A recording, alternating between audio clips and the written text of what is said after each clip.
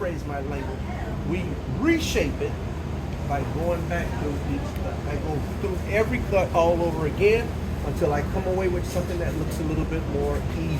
On the other side, right? And I start from this side, okay? From here.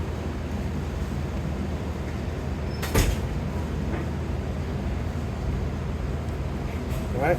And all I'm doing is taking very, see how thin these cuts are? Look how thin that is. What you don't want to do is take off too much potato at once, too fast. Because what's going to happen, you're going to have, the potato's going to get too small, you can't work with it. So you take very small pieces off at a time, right? Very thin cuts. And what we're doing, we're reshaping it,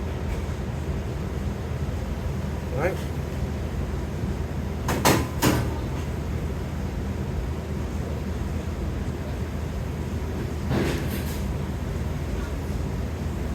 And you keep going back and forth until you come away with something that looks a little uniform.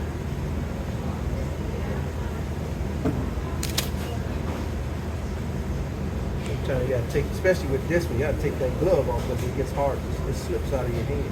So I'm looking around to see where I can make a change.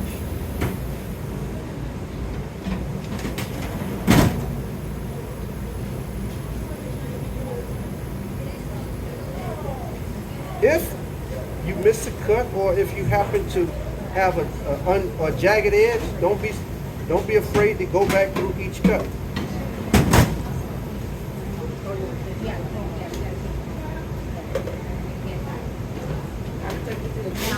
How big do you want it to be?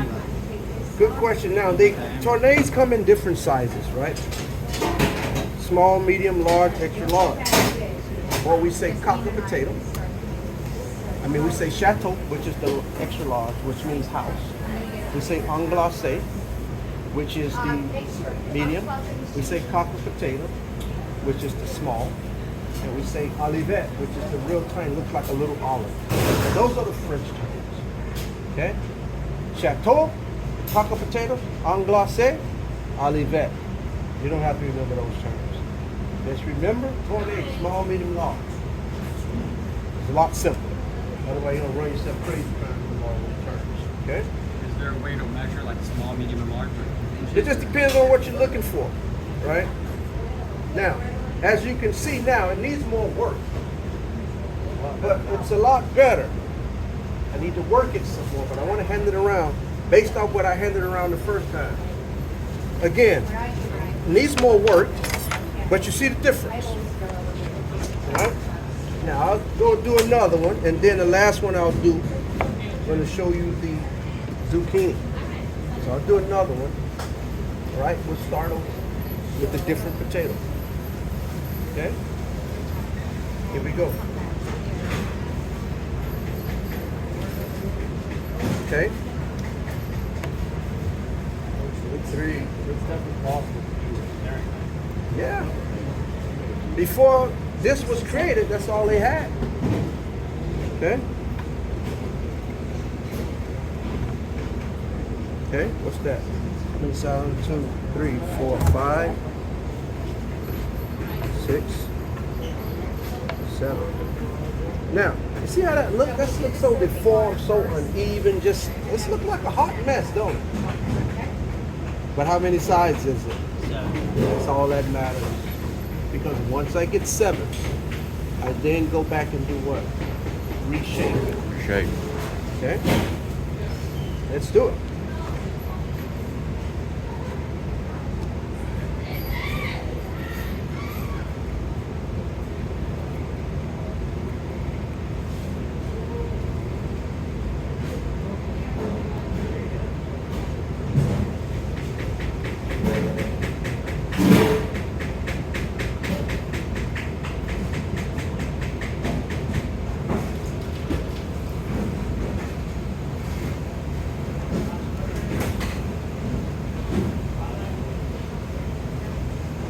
Again, don't be afraid.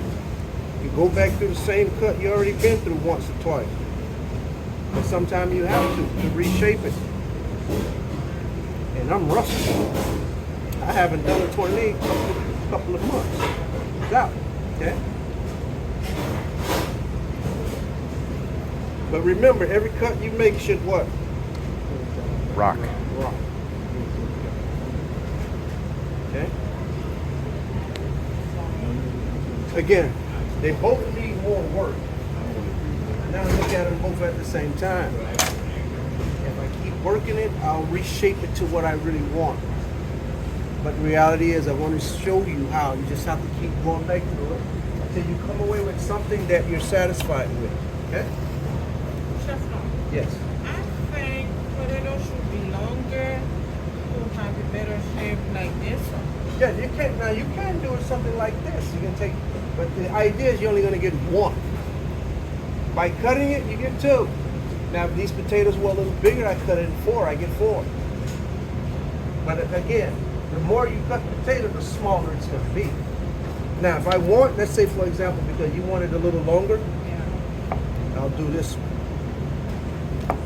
Now, keep in mind, the bigger the potato, the more challenging it is to hold it in your hand too.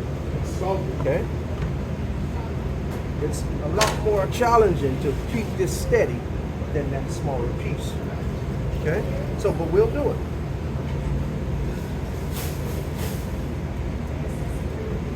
Okay? 1, 2,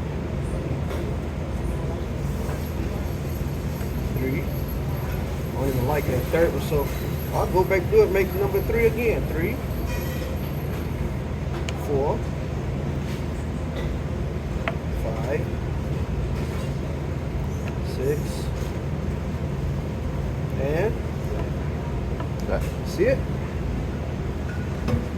Uneven, a little slightly deformed, but we don't care. Why? I got 7 sides. 1 where the knife is. 2, 3, 4, 5, 6, and 7. Now, turn it around. Go back to each cut. Okay. All right. Do we get our other parts? All right.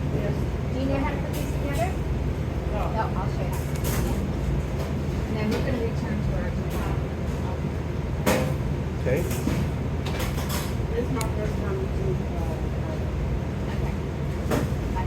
One more. When did you buy it? Okay. Okay, so you're going to put that up there. This is called bar. Needs work.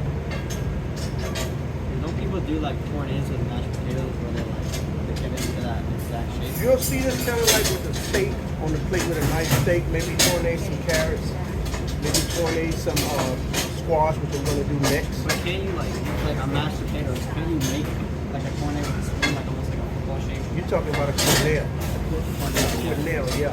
They take 2 spoons and they shape it like that, shaped like this, but that's a cornell.